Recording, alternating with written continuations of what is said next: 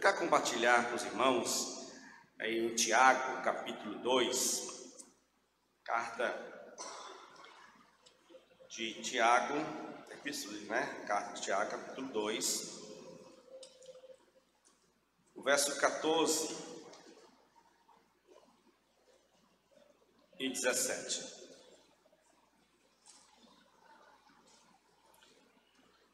Ouçamos a palavra de Deus. Meus irmãos, qual é o proveito se alguém disser que tem fé, mas não tiver obras? Pode acaso semelhante fé salvá-lo? Se o irmão ou a irmã estiver carecido de roupa e necessidade de alimento cotidiano, e qualquer dentre vós lhe disser, ide em paz, aquecei-vos e fartai-vos, sem contudo lhe dar o necessário para o corpo, qual é o proveito disso?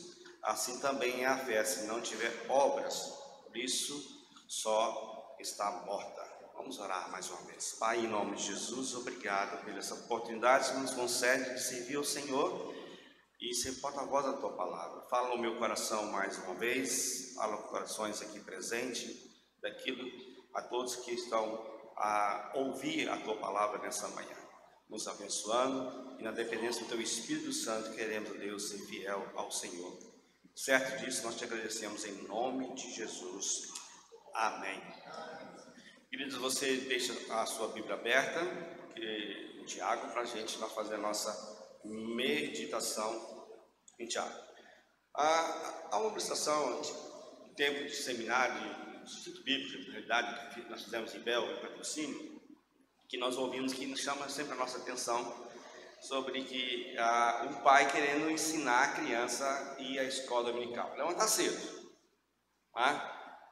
Hoje é mais fácil levantar cedo? Não, hoje é mais difícil, não? Porque nós temos aí tantas distrações noturnas, televisão, celular, e a gente acaba deitando muito tarde e levantar cedo torna-se um fato. Aí o pai então vai estimular a sua criança a ter um relógiozinho para o filho. Aquele de dar corda, antigo e tudo mais, e deu, olha, 8 horas vamos levantar e é a hora que nós vamos preparar para ir para a escola dominical. Então o filho todo animado, porque relógio, guardou, cuidado, colocou debaixo do travesseiro, e para dormir e levantar cedinho para ir para a igreja. Na hora que dá 6 horas, ele acorda, desperta assim, e olha, pega o relógio, 8 horas, e ele desesperado, pai, mãe, acorda, vou perder a escola dominical, o pastor vai chamar atenção, nossa, não sei o que, eu vou perder falta, e ele é angustiado, e aí o pai ficou assim, mãe, calma, não dá tempo. Aí ele ficou sem saber e tal, se aquietou e foi para a igreja, E ali, então, ele chegou a tempo na escola dominical, como está previsto. A carta de Tiago, irmãos, aqui, nós temos aqui, entender alguns conceitos de Tiago. Ela fala sobre fé, fala sobre sabedoria, fala sobre pobreza, sobre riqueza, sobre as tentações, as provações do dia a dia, o tratamento igual para todos. No capítulo 2, você vai ver que o contexto de Tiago, que aqui nós vemos no capítulo 2, ele está falando que não se deve fazer acepção de pessoas, que a pregação do Evangelho tem que ser a pregação completa a todos, e nós não devemos fazer acepção de pessoas. E aqui ele está falando sobre essa questão, que se importante se entrar na vossa sinagoga um homem com anéis de ouro nos dedos, no capítulo 2, versículo 2, em traje de luxo, e entrar também um pobre andrajoso, e se tratares com diferença, o que tem nos trajes de luxo, e disseres, tu assenta-se aqui em lugar de honra, e disseres ao pobre, tu fica ali, em pé, ou se assenta aqui, abaixo está dos meus pés. Vocês estão fazendo distinção. Tiago está falando claramente aqui, que é irmão de Jesus, ele está dizendo o seguinte, olha, o evangelho pregado, anunciado, não tem acepção de pessoas. Não pode ser tratado diferente com a pessoa que tem ou não tem. Tá? Todos são iguais. E quando a igreja entende e percebe exatamente essa verdade, ela consegue então pregar a palavra, anunciar a palavra de uma modo clara.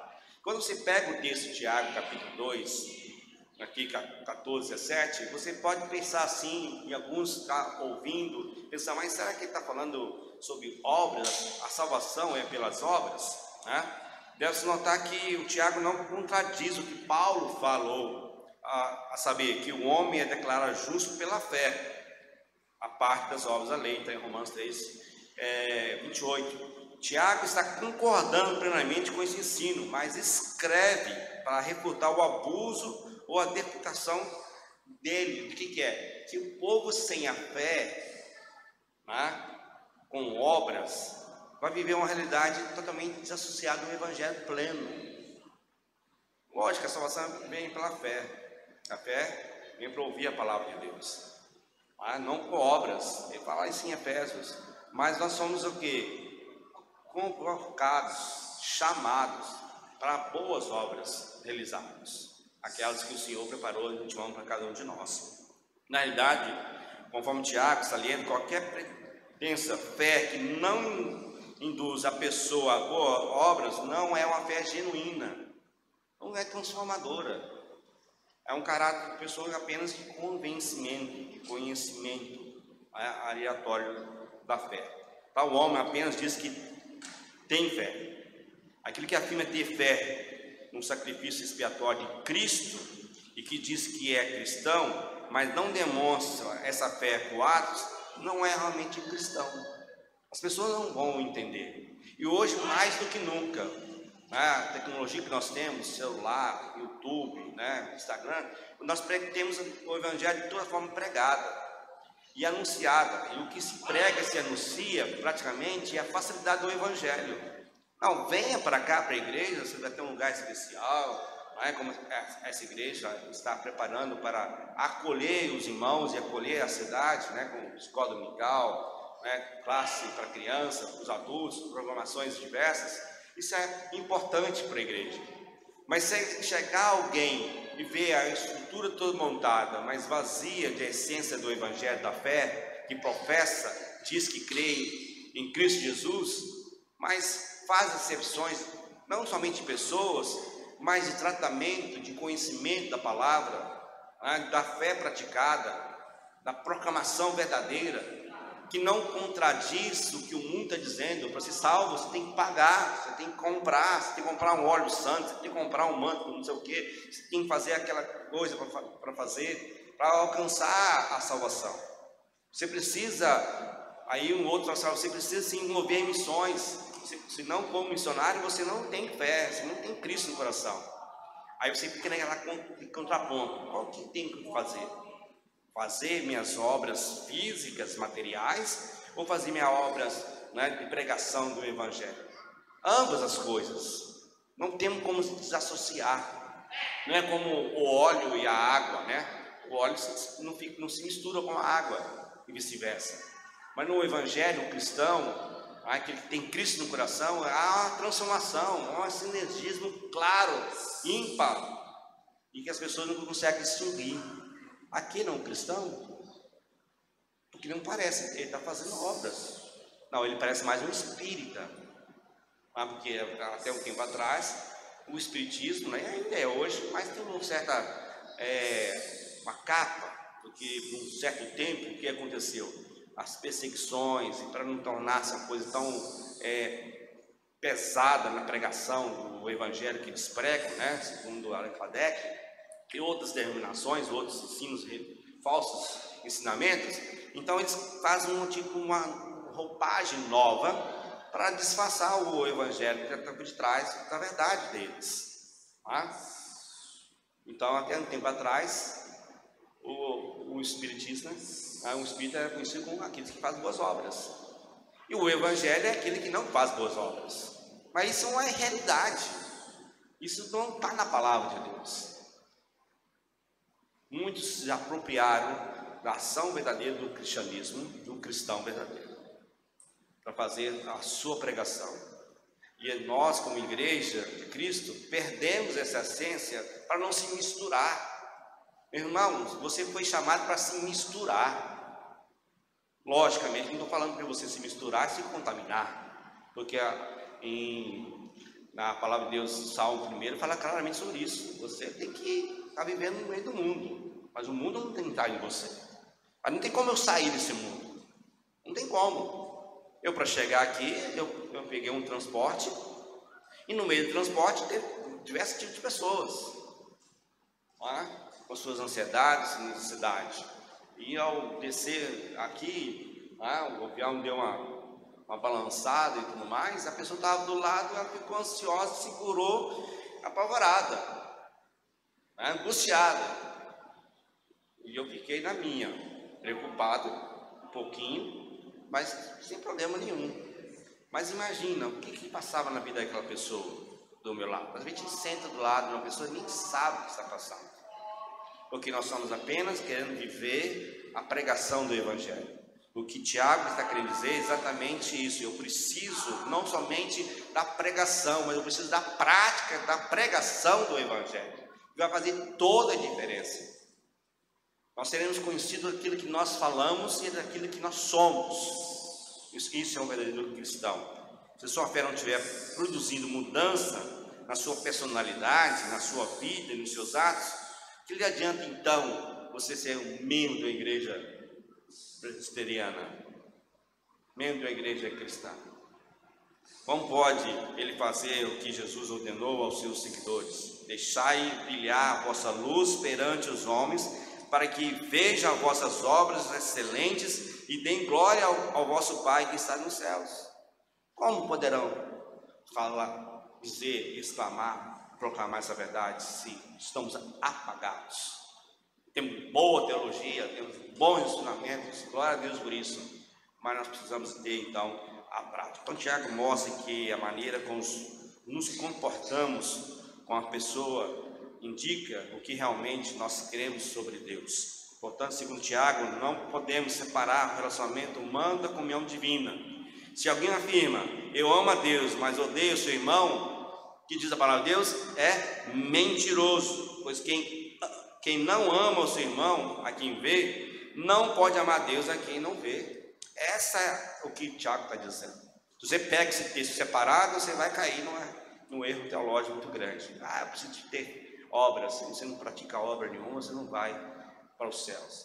Mas como você vai dizer então com o ladrão da cruz? Que obra que ele praticou? Mas em defesa do ladrão da cruz e daqueles que advogam pelas obras, o ladrão da cruz defendeu Jesus, fez a maior obra, é o advogado de Jesus, fez o outro se calar.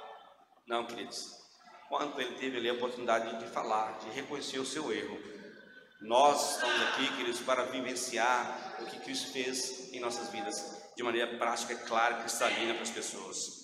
O que ouvimos e a nossa prática são indicativos que uma fé ela é morta ou ela é viva, se ela é cheia ou ela é vazia. Uma vez que essas realidades fazem parte da nossa vida, então podemos entender que a nossa fé ela é viva e operosa, ou seja, nós podemos testar nossa fé pela maneira como nós tratamos as pessoas ao nosso redor. Assim, ao ouvirmos acerca do amor, deveríamos então o que? Praticar o amor, sem olhar mão direita e esquerda quem está. O que ouvimos também deve ser a nossa prática segundo o ensinamento de Tiago.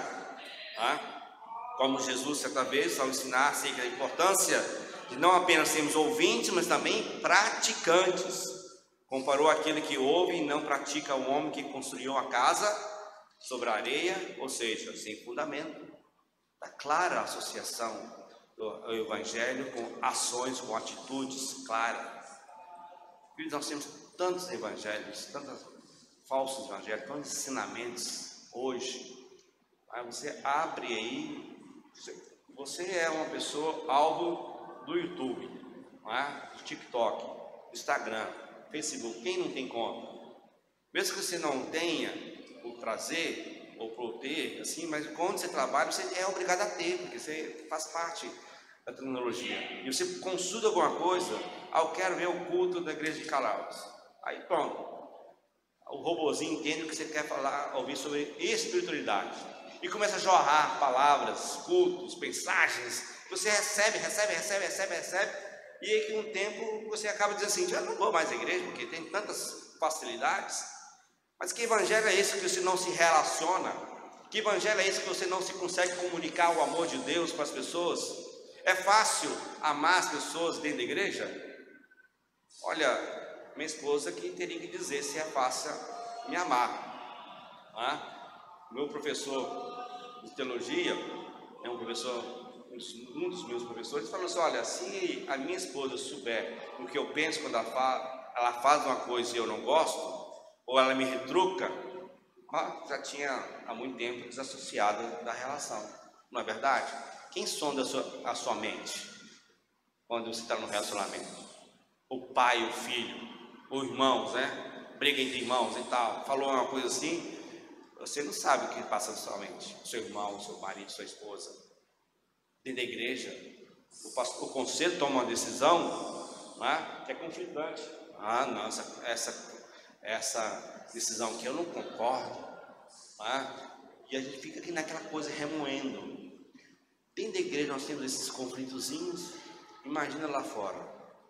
Você consegue trabalhar com alguém que bebe, fuma e tem uma vida totalmente irregular? Você não consegue ficar desassociado desse mundo. Nós somos chamados para ser luz, praticar a palavra de Deus. Portanto, queridos, todos aqueles que estão prontos a ouvir e colocar em prática o que ouviram, certamente estarão construindo uma vida melhor e mais verdadeira no mundo que nós vivemos. E mesmo diante dos temporais da vida, nós vamos um dos cânticos que cantaram aqui, nós permaneceremos firmes inabaláveis na fé em Cristo Jesus. Até porque todas as pessoas de algum momento passam circunstâncias difíceis. Quem é que não passou nenhuma circunstância difícil? Quem é que não passou nesses anos de pandemia momentos difíceis? Tem história para contar, para lembrar, para chorar até hoje. E sofre até hoje. Onde estava a igreja? Onde estavam os profetas? Onde estava a comunidade cristã? Orando, intercedendo, suportando, auxiliando. A pandemia passou. Você sabe quais são os reflexos da pandemia que nós temos no nosso país, no mundo? Nós achávamos, como uma visão missionária, que o mundo acordaria para Cristo e voltaria a grande multidão para ouvir Jesus, pregar a palavra e saber de Jesus, se arrepender dos seus pecados e estar pronto para a volta de Cristo Jesus. Muitos pensavam assim. Eu cheguei a pensar, olha, agora chegou, né? A hora da dor. Porque a realidade que nós vemos, queridos, que muitas pessoas aproveitaram a carona do esvaziamento da igreja, da comodidade do seu lar. Aí eu não preciso mais conviver com ninguém dentro da igreja. Eu não preciso mais olhar para aquela irmã, para aquele irmão, para aquele pastor, para aquele presbítero.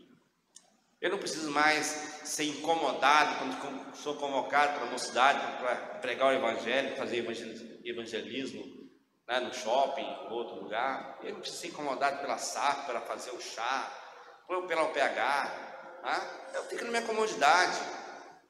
Bênção, você poder dar os seus dízimos e ofertas pelo Pix. É coisa tranquila. Você está viajando, você trabalha, graças a Deus, você está viajando, está trabalhando e tal, você não tem a oportunidade de chegar aqui e entregar no gasofilaço o seu dízimo. Mas você tem a oportunidade de fazer isso também via eletrônico. Maravilha!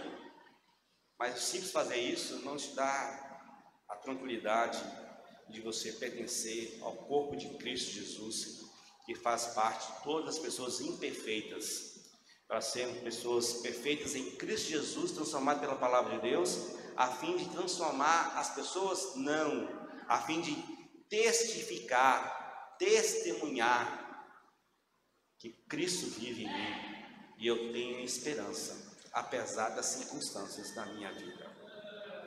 Portanto, queridos, eu preciso ouvir e praticar, tem que haver transformação. A segunda coisa que Tiago está dizendo aqui, ouvir e praticar tem a ver com atitudes.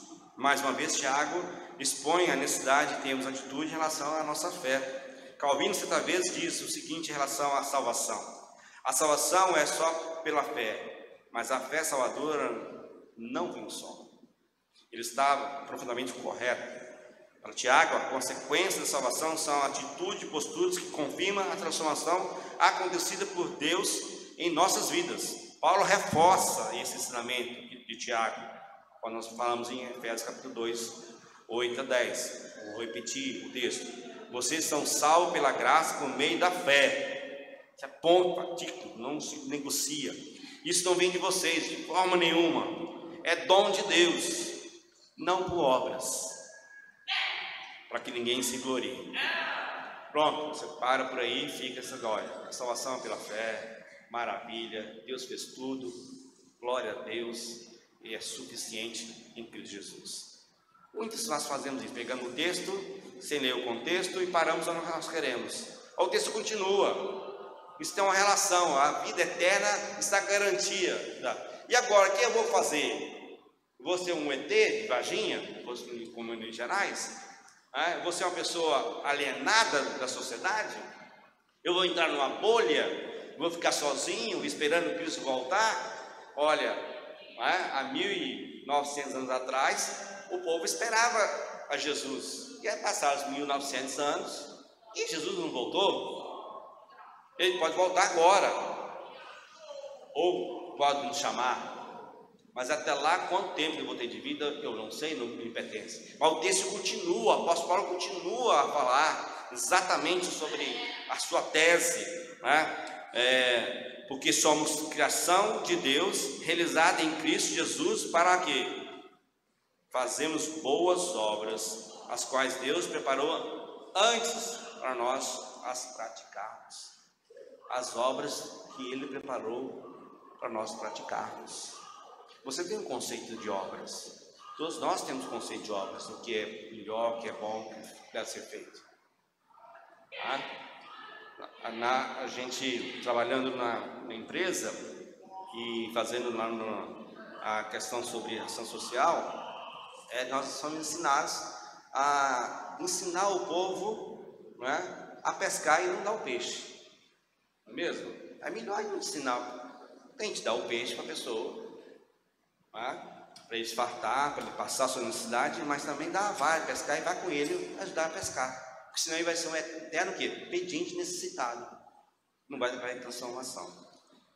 A palavra de Deus está dizendo o seguinte: não adianta você ter certeza da salvação e não saber que você vive nesse mundo, viver como salvos, ser luz, ser sal, ser instrumento de Deus.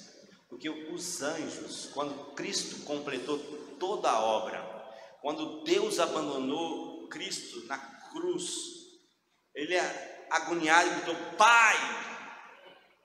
E Deus virou as costas, ele morreu, todo o pecado da humanidade, toda dor, o inferno chegou até Cristo, e ele foi ressuscitado no terceiro dia. Teve com seus discípulos incrédulos, não perceberam que era Jesus. Alguns pensaram: não, quero ver, prova.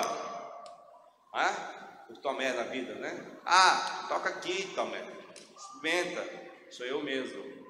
E ele diz então: ide fazer discípulos, pregai o Evangelho, e estarei convosco até a consumação dos séculos. Serei presente, e obras maiores fará, cada um fará as suas obras maiores, mas não obras que vão trazer salvação, mas que vão testificar a nossa fé, que Ele preparou para nós. Portanto, o que eu acho que é obra, ação, atitude, ação social, prática, tem que ser levado para a palavra de Deus e confrontado com a palavra de Deus, o ensinamento. Ouvir e praticar dessa forma tem que haver com nossa disposição em tornar real e concreto o que ouvimos a palavra de Deus.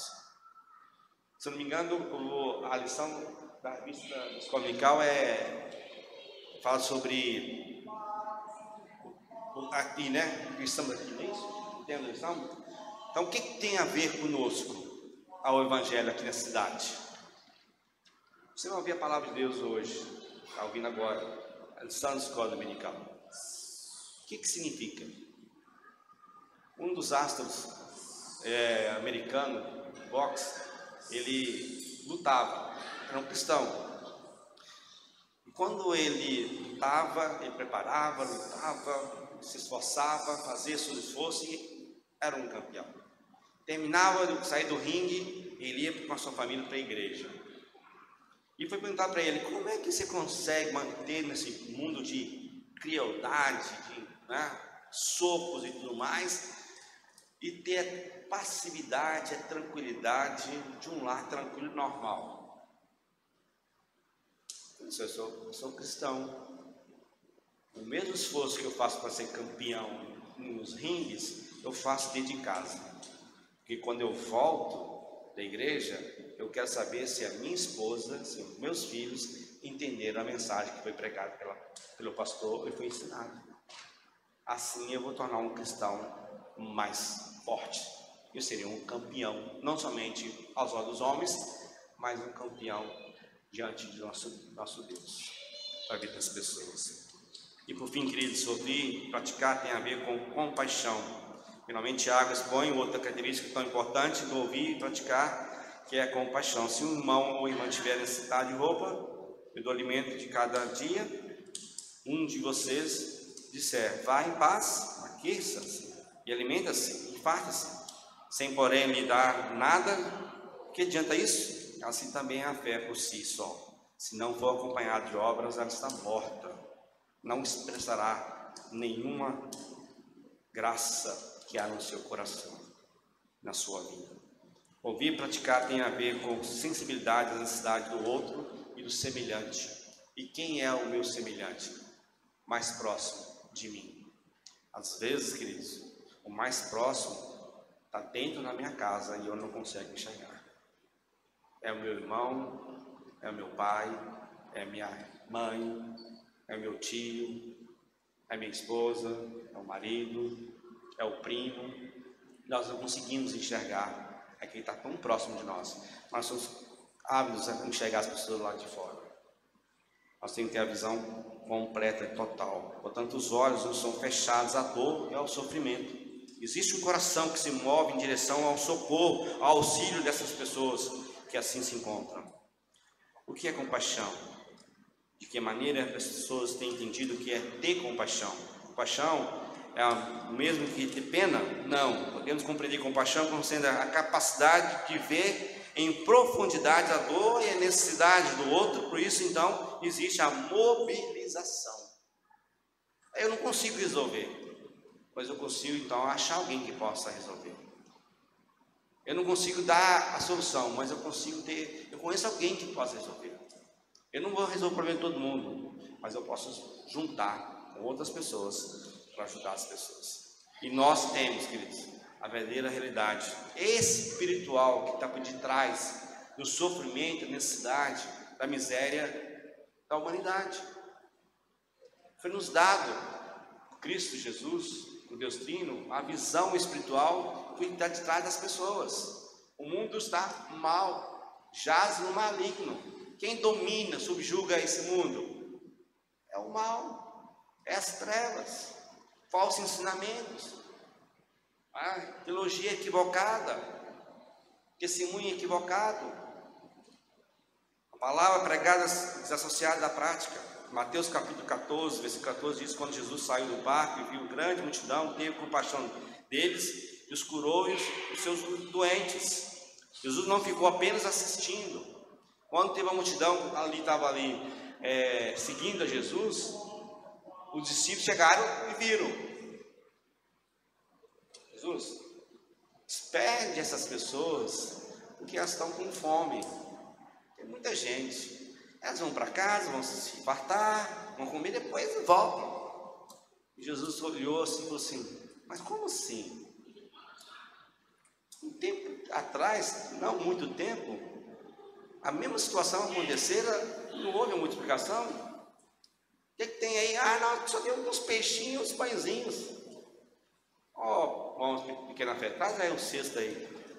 Tem uma criança aí, vem aqui. Aí o Senhor fez a multiplicação dos pães e dos peixes. Se fartaram toda aquela multidão. Jesus está ensinando para aqueles discípulos. Os discípulos não a perceberam dessa realidade. Muitas vezes nós somos assim, queridos, que se movem em direção daqueles que se encontram, não é? A necessidade, sabendo que em Cristo nós podemos suprir a necessidade deles. Sobretudo, a esperança da fé, a esperança da vida eterna, do amor, mesmo que traga dor, mesmo que sofra, mesmo que tenha necessidade, mas com Cristo nós somos completos. Nós precisamos vivenciar essa realidade. E aí, queridos, é como aquele reloginho daquela criança. O pai, então, perguntou para a criança quando chegou em casa: filho, e aí, o que o pastor pregou? O pastor pregou, falou sobre fé. Sem obras é morta. Igualzinho o reloginho que o Senhor me deu. Sem maquininha, quebrado, vale nada. Queridos, que Deus possa estar nos abençoando. Que a palavra pregada nesse púlpito, a palavra ensinada aí por vocês, vivenciado por vocês, possa mostrar para a realidade do mundo que você não é um crente quebrado, que se olhar profundamente vai encontrar Jesus, se olhar superficialmente vai encontrar Jesus, de qualquer forma que olhar vai encontrar Jesus, pelo que você crê, mas por que você é e o que você faz. Que Deus possa nos abençoar em nome de Jesus. Amém.